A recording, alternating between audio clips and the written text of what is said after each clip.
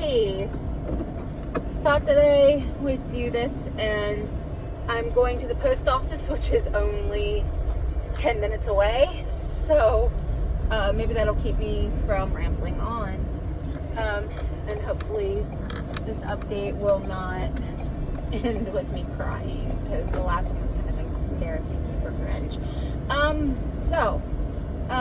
We are 1 week into Bree being a 7-year-old. It's going pretty good, I guess. Hopefully nobody is coming. We cannot see.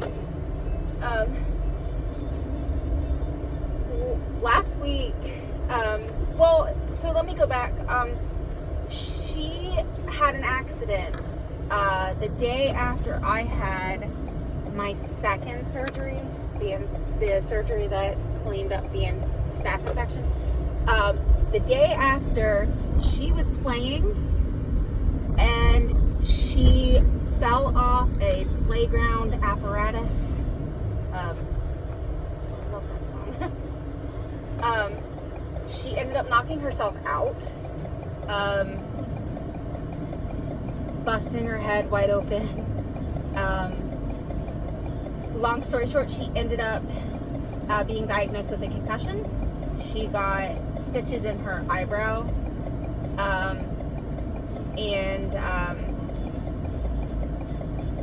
my mother-in-law called 911, and the fact that she's got a boo-boo and she wasn't able to play on her tablet or watch TV, that did not bother her. You want to know what really bothered this girl? She was pissed off that she missed lights and sirens. Okay, you can turn to. Nobody woke her up. She had to ride in an ambulance, and they had lights and sirens on for her. Nobody woke her up. She is still quite upset about this. It's been a couple weeks now. So, yeah.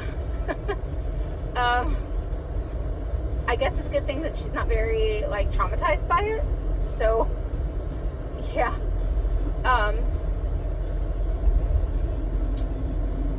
But because of that, she wasn't able to do therapy for a while. We're also scaling back. She's going to be going to school. She'll be going half day, Fridays off. She'll be going in the mornings, and then in the afternoons, she goes to therapy. I'll stop for the stoplight.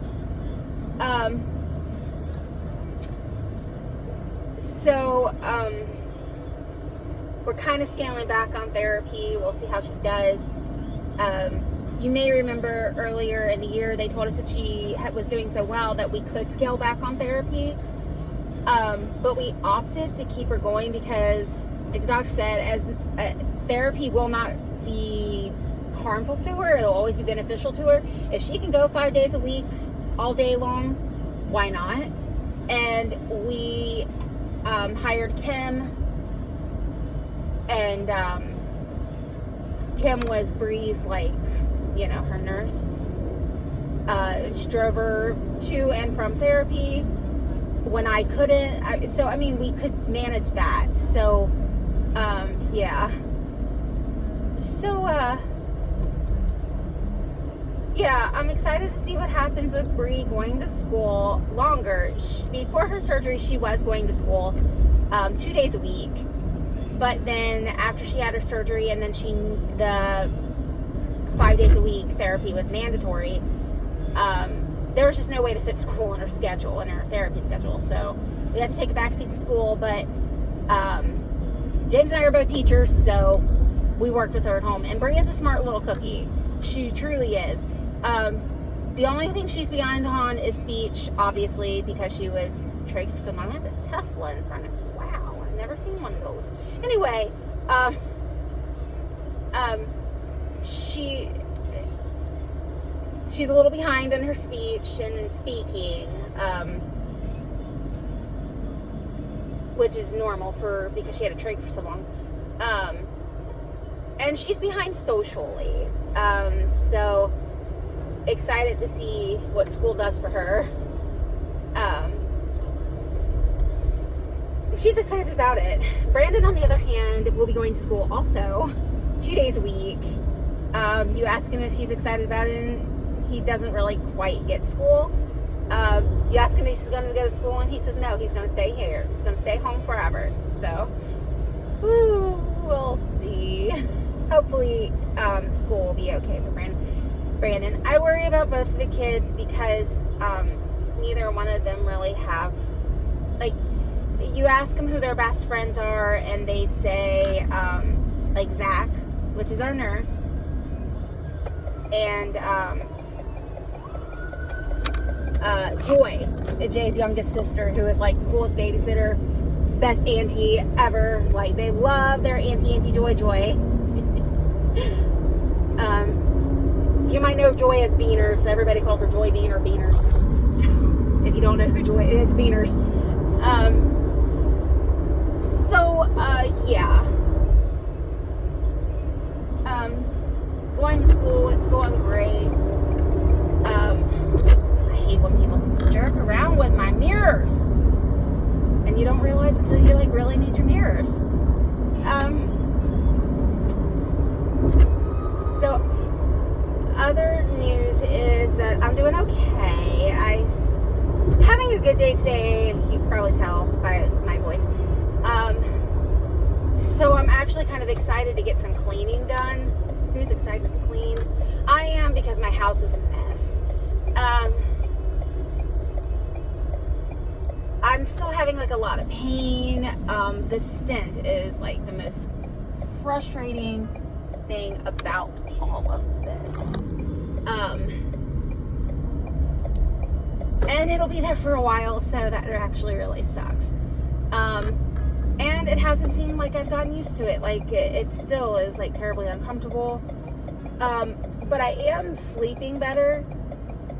I think it's just because I am so exhausted all the time.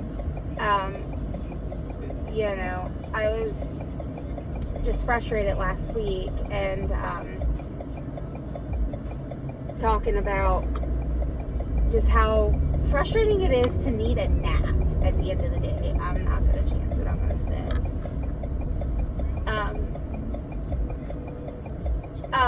But it's just very frustrating to need a nap. I've never been somebody that takes a nap, so I could have made it. I could have made it. I'm driving. I'm not looking at the camera, so yeah. Let's go. Speed it up, buddy. So, yeah, that sucks, but, like, kidney function is rebounding, I guess you could say. Doing pretty good. Numbers are pretty good. Like, everything's going in the right direction, so that's kind of exciting. But yeah. I know I touched base on this on my last video. I have been really, really missing Anya. And I really want to talk about her. But when I talk about Anya, it makes other people uncomfortable, which I think is bullshit. I'm sorry. My goal in life is to normalize grief. So when a mother talks about her child who has died, instead of it being a mother who talked about her child who has died, we're talking about a mother who talks about her child. When I talk about Anya, I usually am told some of the following statements is, I need to move on. It's been 7 years. I need to be a mother for Brandon and Bree and stop focusing on the past. I need to pray my grief away. Frankly, that's bullshit. When I also get, all you do is complain. All you do is talk about yourself. I don't want to hear your depressing shit. And all I am is truly mentioning that I had a daughter who died, and I had a son who died, Joshua. So,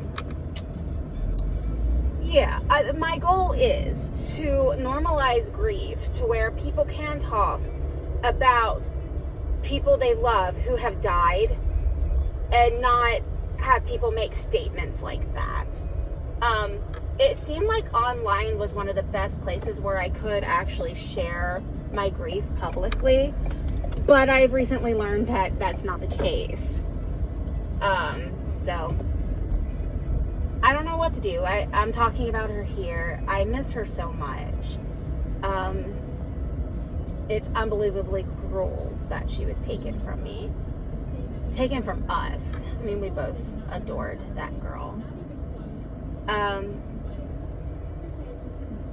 So yeah, trying to think if there's anything else I can say, but other than I'm doing pretty good. I miss Anya. Bree's going to school, so is Brandon. Bree's excited, Brandon's not. Bree is doing great, so is Brandon. I don't know what else, and I'm actually at the post office, and I think, I'm getting better. Last week we went walking around the Dayton Mall, which kind of pushed myself.